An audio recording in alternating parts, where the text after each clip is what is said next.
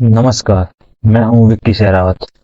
Friends, जो Vladimir Putin है, president of Russia, उन्होंने जो सीज फायर है वो अनाउंस किया है कि उन्होंने अपने डिफेंस मिनिस्टर को ये ऑर्डर किया है कि 36 घंटे का सीज फायर इम्पोज किया जाए जो यूक्रेन की फ्रंट लाइन है वहां पे। पर जो जेलेंस्की है, प्रेसिडेंट ऑफ यूक्रेन, उन्होंने इस बात को, जो रिक्वेस्ट इन्होंने पुतिन ने की है, उसको रिजेक्ट कर दिया है। और जो इसको युद्ध विराम को एक अटेम्प्ट बोला है कि जो यूक्रेन की जो एडवांस हो चुकी है, जो ईस्टर्न साइड ऑफ कंट्री है, वहां पर इनकी मिलिट्री की जो एडवांसमेंट हुई है अभी तक, जो इन्होंने कब्जा अपना किया है वापस अपनी जो जगह पे, तो उसको रोकने का ये एक टैक्टिक है रसिया की। पर इसको इन्होंने हिपोक्रेसी भी बोला है, क्योंकि जो पुतिन है, इन्होंने ऑर्डर किया है कि जो ये यहाँ पे ऑर्थोडॉक्स बिलीवर्स हैं, इस जो एरिया में यहाँ पे रहते हैं, वो क्रिसमस डे सेलिब्रेट कर सकें। पर जो जेलेंस्की है, उन्होंने इस जो ट्रूस को बिल्कुल एक तरीके से हिपोक्रेसी, और ये बोला है कि जो डोनबास का रीजन है, वहां पे रसिया अपने आदमियों को, यानी कि मिलिट्री पर्सनल को वहां पे लाना चाहता है, और जो इक्विपमेंट है उनको भी वहां पे लेके आना चाहता है। पर जो रसिया है, उसने स्टेटमेंट में ये बोला है कि जो ट्रूप्स हैं वो फाइटिंग करना बंद कर दें, क्योंकि ये डी एस्केलेट नहीं करना चाहते हैं। पुतिन सिर्फ ये चाहते हैं कि दो दिन के लिए यहाँ पे युद्ध विराम लगाया जाए, क्योंकि जो रशियन ऑर्थोडॉक्स चर्च है, जो वहाँ के रिलीजियस लीडर हैं, पैट्रियार्क किरिल, उन्होंने बोला है कि जो इस एरिया में यहाँ पे जो भी रिलीजियस लोग रहते हैं, वो ऑर्थोडॉक्स जो क्रिसमस है उसको सेलिब्रेट कर सकें, और जो चर्च की जो सर्विसेज हैं उनको अटेंड कर सकें। तो इन्होंने, जो पुतिन है, उन्होंने पैट्रियार्क किरिल की बात को मानते हुए यहाँ पे अनाउंस किया है कि 2 दिन के लिए सेलिब्रेशन की जा सके। जो रसिया के स्पिरिचुअल लीडर ही पैट्रियार्क किरिल हैं, उन्होंने ये ऑर्थोडॉक्स क्रिसमस मनाने के लिए सीज फायर का ऐलान किया था। और ये बहुत ही सपोर्टर रहे हैं व्लादिमीर पुतिन के।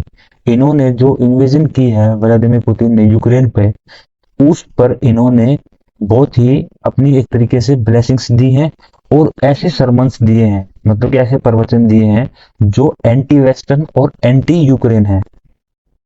जो पैट्रियार्क किरिल है, इन्होंने बहुत, मतलब कि अभी जो क्रिसमस ईव है, इसके लिए इन्होंने अपने चर्च से ये ऑर्डर जारी किया था कि 2 दिन का वो यहाँ पे सीज फायर किया जाए, और उसी को मानते हुए पुतिन ने यहाँ पे सीज फायर का ऐलान किया है। जो रशियन रशियन ऑर्थोडॉक्स चर्च है, वो इन्फ्लुएंस अपनी यूक्रेन में खो चुका है, क्योंकि जब 2014 में इन्होंने क्रीमिया का एनेक्सेशन किया था, उसके बाद से जो रशियन ऑर्थोडॉक्स चर्च है, वो यहाँ पे इसकी प्रेजेंस है यूक्रेन में, वो बहुत कम हो चुकी है। क्योंकि यहाँ पे जो रशियन ऑर्थोडॉक्स चर्च है, वो एक बहुत ही बड़ा ईस्टर्न ऑर्थोडॉक्स चर्च है। क्योंकि यहाँ पे क्रिसमस जो डे है वो सेलिब्रेट किया जाता है 7 जनवरी को, क्योंकि जो जूलियन कैलेंडर है उसके हिसाब से क्रिसमस डे यहाँ पे 7 जनवरी को फॉल करता है। क्योंकि कुछ लोग यूक्रेन में भी, कुछ तो सेलिब्रेट करते हैं 25 दिसंबर को, और कुछ सेलिब्रेट करते हैं यहाँ पे 7 जनवरी को, और दोनों ही दिन पब्लिक हॉलीडे होती है।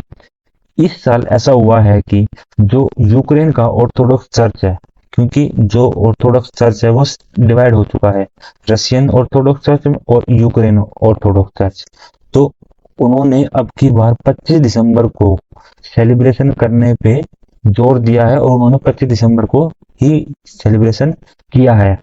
क्योंकि ये जो इन्होंने यूक्रेन पे जो इन्वेजन किया है, उसके बाद से ये आई चर्च एक सेपरेट हो चुका है। कि हमें तो ये पता है कि दिसंबर में क्रिसमस सेलिब्रेट किया जाता है, पर जनवरी में भी क्रिसमस को सेलिब्रेट किया जाता है कुछ देशों में।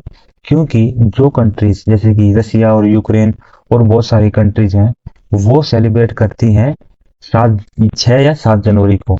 उनके हिसाब से जो जीसस है, उनका जन्म 25 दिसंबर को नहीं, 7 और 6 जनवरी को हुआ है।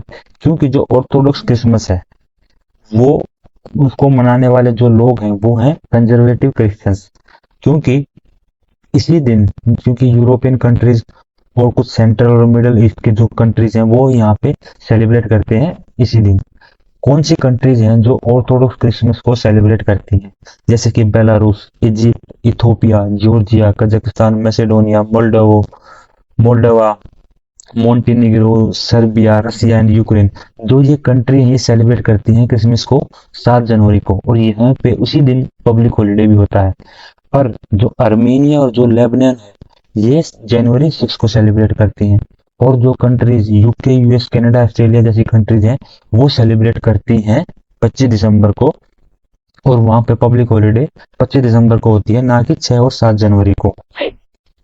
क्योंकि यहाँ पे जो है सिस्टम वो दो कैलेंडर का की वजह से ये सारी चीजें गड़बड़ हुई है। क्योंकि जैसे कि हमारे इंडिया में हिंदू कैलेंडर जो पंचांग है उसको माना जाता है बहुत सारी जगह पे, वैसे ही दो कैलेंडर है, जो एक ग्रेगोरियन कैलेंडर और एक जूलियन कैलेंडर। जो ग्रेगोरियन कैलेंडर है वो स्टार्ट किया था पोप ग्रेगरी ने, कब? 1582 में। पर जो जूलियन कैलेंडर है ये इससे भी ज्यादा पुराना है, और ये स्टार्ट किया था जूलियस सीजर ने 46 बीसी में। तो क्या हुआ था कि 1752 यानी कि 1752 में इंग्लैंड और जो स्कॉटलैंड है उन्होंने ग्रेगोरियन कैलेंडर को अडॉप्ट कर लिया था, और उसके बाद से बहुत सारी कंट्रीज ने इसको फॉलो किया है। क्योंकि जो ये दोनों कैलेंडर है इनके जो बीच का जो गैप है वो 11 डे का था, क्योंकि जब 1972 में इसको अडॉप्ट किया गया था। पर अब वो गैप बढ़कर 13 दिन का हो चुका है, और ये कहते हैं कि 2100 में ये गैप बढ़कर 14 डेज का हो जाएगा। क्योंकि जब सेलिब्रेशन और क्रिसमस की बात होती है तो जो कंजर्वेटिव क्रिश्चियंस हैं, यानी कि वो ये मानते हैं कि हाँ, वो फॉलो करते हैं जूलियन कैलेंडर को और सेलिब्रेट करते हैं जनवरी 7 को, क्योंकि वो मॉडर्न कैलेंडर को नहीं मानते हैं। तो जो चर्च है, मैंने आपको बताया था कि ये स्प्लिट हो चुका है यूक्रेनियन ऑर्थोडॉक्स चर्च में और रशियन ऑर्थोडॉक्स चर्च में।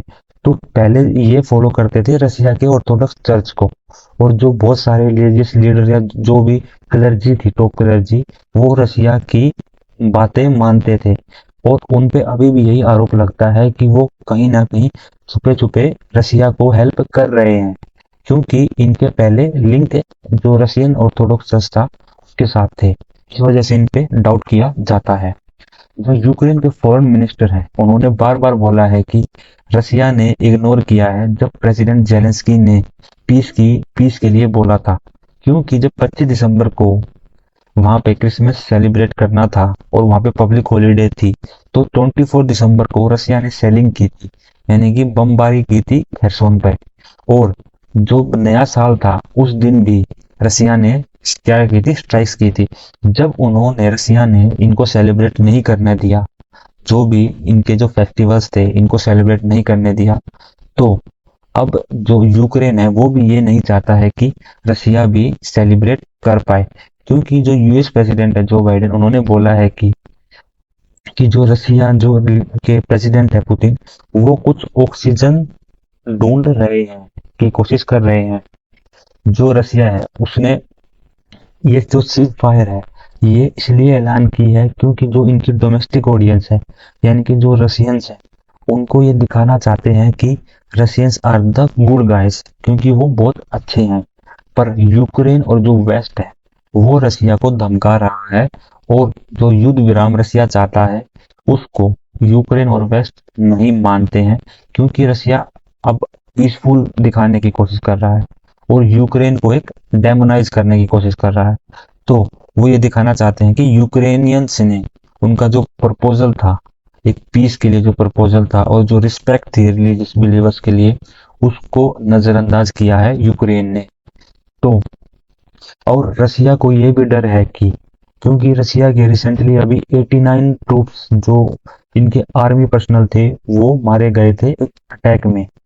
तो रसिया ये चाहता है कि जो इनकी जो large number of Russian troop जो मारे गए थे स्ट्राइक में, टेम्पररी बैरक में, क्योंकि ये जो सबसे लंबा जो सिंगल लॉस ऑफ लाइफ हुआ है, जो ये हाईएस्ट है क्योंकि 89 पर्सनस का जो मारा जाना है वॉर में वो सबसे ज्यादा है एक जगह पे।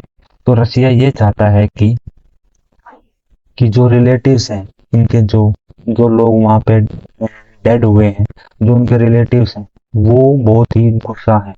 क्योंकि ये जो इन्होंने जो इनके वहां पे मिलिट्री ऑफिशियल थे उनकी वजह से ये इंसिडेंट हुआ है। क्योंकि लोग ये मानते हैं कि उनकी वजह से हुआ है, क्योंकि वहां पे मोबाइल फोन्स यूज किए गए और उससे उनकी लोकेशन ट्रैक की गई और उसके बाद वो हमला हुआ है। तो ये इंसिडेंट हुआ था नए साल के दिन, न्यू ईयर ईव पे।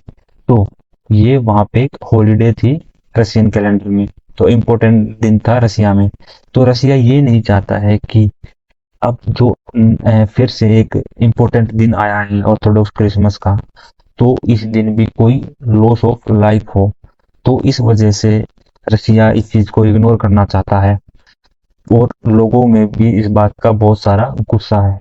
अब यूएस ने क्या किया है, यूएस ने अब जो पैट्रियट एयर डिफेंस सिस्टम है एडवांस, वो यूक्रेन को देने का वादा किया है। और जर्मनी ने भी अनाउंस किया है कि वो यूएस के साथ मिलकर आर्मर्ड व्हीकल्स यूक्रेन को प्रोवाइड करेगा। और फ्रांस भी यूक्रेन को आर्मर्ड फाइटिंग व्हीकल्स देना चाहता है। तो क्योंकि जो यूक्रेन है वो काफी टाइम से जो इसके इंटरनेशनल एलाइज हैं उनसे मदद मांग रहा है। तो अब ये जाके ये मदद इनको मिली है। तो जर्मनी और यूएस ने एग्री हो चुके हैं कि इनको कॉम्बैक्ट व्हीकल दिए जाएंगे। तो दोस्तों आज की वीडियो में इतना ही।